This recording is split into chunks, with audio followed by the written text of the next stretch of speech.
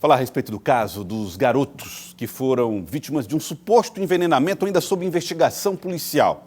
O Hospital de Urgência de Teresina abriu um protocolo de morte encefálica de uma dessas crianças. Duas delas estão internadas em estado gravíssimo no Hospital de Urgência de Teresina. O caso teria acontecido em Parnaíba, depois que uma mulher estava insatisfeita com o fato das crianças entrarem lá no quintal para pegarem frutas. Ela resolveu envenená-las. Essa é a hipótese investigada pela polícia. Ela está presa e laudos periciais é que confirmarão ou não essa tese. O fato é que as crianças estão em estado muito sério. Eu vou trazer informações ao vivo. Bartolomeu Almeida traz os detalhes no Jornal do Piauí aqui para nós. Bartolomeu, hoje a sua manhã foi dedicada a acompanhar um pouco dessa história e o trabalho que está sendo feito pelos médicos do Hospital de Urgência de Teresina. A situação é considerada grave, Bartolomeu? Boa tarde. Boa tarde para você, Joelson Jordani. Boa tarde para o telespectador, Joelson, que está ligado sempre no Jornal do Piauí. Nós estamos falando aqui, inclusive, do Hospital Zenon Rocha, o tradicional Hospital de Urgência de Teresina, onde as duas crianças, os dois irmãos, estão internados aqui no hospital, Joelson. Eles estão entubados e em coma. São dois irmãos, um de 8 e o outro de 7 anos de idade. Os dois casos são graves, mas a criança de 7 anos, o caso é considerado mais grave ainda, abrindo inclusive a possibilidade da chamada morte encefálica. Para que isso seja confirmado ou descartado, é claro, é aberto todo um protocolo. Esse protocolo, inclusive, Joelson, ele é gerido pelo Ministério da Saúde, ou seja, é um protocolo nacional que tem que ser estabelecido. Nós estivemos aqui, como você falou, durante toda a manhã, nós tentamos, inclusive, ouvir os familiares. Nós temos informações direto de Parnaíba que alguns familiares estão aqui em Teresina, precisamente a mãe das duas crianças, mas não logramos êxito, né? Não obtivemos a informação de que ela realmente teria se dirigido aqui para o Hospital de Urgência de Teresina, Joelson, até por conta da delicada situação dos filhos. É claro que eles estão entubados e em coma, ou seja, numa situação dessa, não é tão aberta assim a liberdade para visita. Você sabe muito bem como é que funciona. Mas para dirimirmos algumas dúvidas, Joelson, sobre o que é realmente, então, esse processo, esse protocolo de abertura de morte encefálica, nós buscamos uma profissional aqui do próprio Hospital de Urgência de Teresina, que é a Lenier Braga. Ela é coordenadora do Núcleo de Segurança do Paciente, tem muita experiência, então, neste protocolo, e ela traz informações importantes a respeito do protocolo de morte encefálica. Inicialmente, a profissional começa definindo o que é realmente o protocolo de morte encefálica. Vamos acompanhar a primeira parte da entrevista. O protocolo de morte encefálica, ele consiste na realização de todo um aparato de exames para que a gente chegue ao final do diagnóstico se o paciente está ou não em morte cerebral, em morte encefálica, certo? Esse protocolo ele consiste na realização de 3 exames de forma básica, que são realizados por médicos diferentes. Esses médicos são habilitados pelo CRM para poder realizar esses exames. E os 2 primeiros exames que a gente considera são os exames clínicos, o primeiro e o segundo exame clínico, e junto a eles é feito um teste de apneia, que é o paciente ser retirado da ventilação mecânica.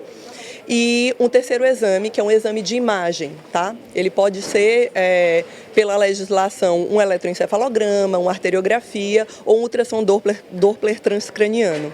Esses exames, aqui no HUT, o exame que a gente realiza é o eletroencefalograma, certo? Então, depois de realizado esses 3 exames por 3 médicos diferentes, se em nenhum desses exames o paciente tiver nenhum tipo de atividade elétrica do cérebro, ou pelo exame de imagem, né, no caso o eletroencefalograma, atividade elétrica propriamente, ou os reflexos neurológicos feitos nesses 2 exames clínicos iniciais, é fechado o diagnóstico de morte cerebral, certo? De morte encefálica. E a partir desse diagnóstico, pela legislação brasileira, a pessoa é considerada falecida, certo? Legalmente. O que nós fazemos é informar a família sobre a finalização do protocolo e, dependendo da decisão da família, a gente faz a entrega do corpo ou procede com a investigação para saber se a família deseja pela doação de órgãos. Olha, Joelson, na segunda parte da entrevista com a Lenier Braga, ela vai falar qual é o tempo médio para o fechamento de um protocolo de morte encefálica. O tempo é bem variável e vai depender de paciente a paciente. Então, a gente não consegue estipular para você um período. Tem pacientes que demoram horas, alguns que após finalizado o protocolo, em pouco tempo, eles evoluem com instabilidade clínica e o coração para de bater, e outros pacientes que demoram, às vezes, até mais dias, né? Mas esse tempo é variável, tá? Então, por isso que ao final, após a finalização do protocolo, é definido o falecimento do paciente, porque não existe a possibilidade de retorno, né, desse cérebro voltar a funcionar após a finalização desse protocolo. O protocolo, quando a gente inicia esses testes e o paciente apresenta algum reflexo, alguma reação, como você está falando, esse protocolo ele é totalmente interrompido. E aí a gente vai fazer as avaliações do paciente que ele necessita, dependendo de cada caso, tá bom? Então, existem sim casos onde, durante o protocolo de morte encefálica, o paciente tem reação e aí o protocolo ele é abortado, né? Ele é interrompido. Joelson, exatamente. A Lenier, ela respondeu o questionamento que eu fiz, se haveria a possibilidade, depois de aberto um protocolo, o paciente reagir. Claro que de forma excepcional, mas ela disse que tem sim a possibilidade, e nesse caso o protocolo é encerrado. Agora vamos para a outra parte da entrevista, onde ela fala quais são os protocolos utilizados no momento em que a família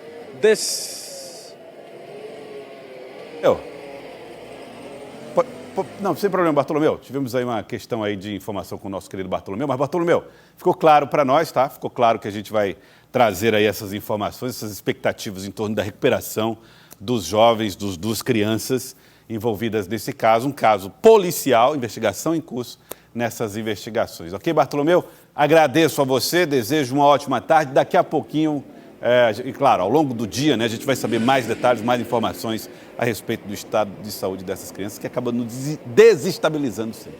Obrigado, Bartolomeu. Um abraço para você, Bartolomeu. Obrigado pela sua participação. E é isso, a gente vai continuar acompanhando e os detalhes você acompanha aqui na nossa programação, no nosso jornalismo da Cidade Verde, seja cidadeverde.com ou Rádio Cidade Verde também.